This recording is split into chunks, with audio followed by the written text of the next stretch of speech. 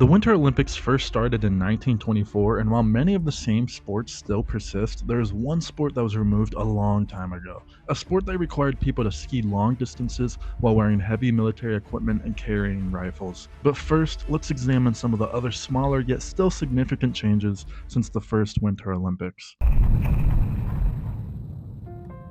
A gold medal was presented for alpinism, for the most impressive mountaineering feat in, at the time, recent history. In 1922, an attempt was made to climb to the top of Mount Everest.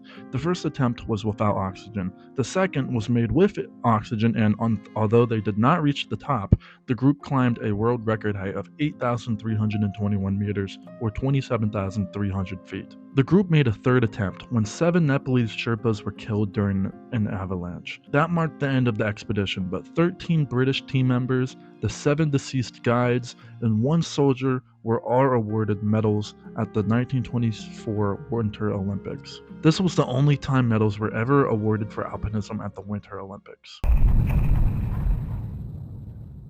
Another big difference was the end of all-around speed skating. The Olympics today still have speed skating as an official sport. Athletes compete in various different distances, the gold medal going to the athlete with the fastest time. In the 1924 Winter Olympics, they also had medals for individual distances, but it also included an all-around speed skating medal, where athletes competed across 500 meter, 1500 meter, 5,000 meter, and 10,000 meter races, receiving points for each event. The athlete with the lowest amount of points would receive a gold medal. This event could easily be compared to something like the modern decathlon in track and field. While 1924 was the only time the all-around event was at the Olympics, today there is still a world all-around speed skating championship where athletes still compete in a multitude of various distances. Before we get into the sport that was removed from the first ever Winter Olympics, please consider subscribing if you like this video.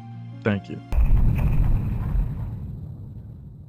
Military patrol was part of the inaugural Winter Olympic sports in 1924. Athletes competed in teams of 4, 1 officer, 1 non-commissioned officer, and 2 privates. Athletes competed in full military uniforms and carried backpacks weighing at least 24 kilograms or 53 pounds. The teams would cover a 30-kilometer or 18.6-mile course on skis through the mountains. At the end of the course, 3 team members would use firearms, and each would fire 6 shots at targets 150 meters away, for a total of 18 attempts. For each bullet that hit a target, the team's course completion time was decreased by 30 seconds. The team with the lowest time won the gold medal.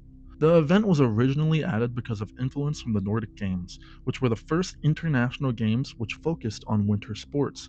Many competitive skiers during the time period were military soldiers, since the military was the primary institution which developed long-distance skiing techniques and equipment.